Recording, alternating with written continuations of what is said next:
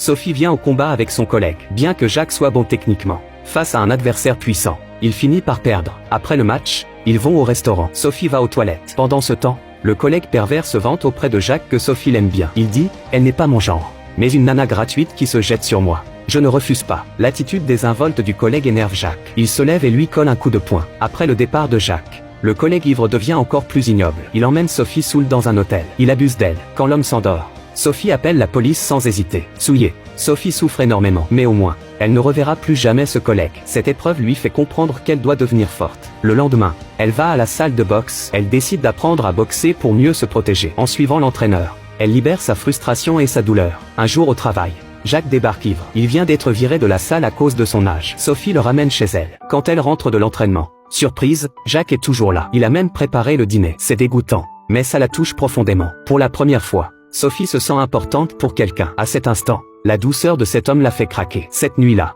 ils sont ensemble. Mais alors que Sophie croit avoir trouvé un soutien,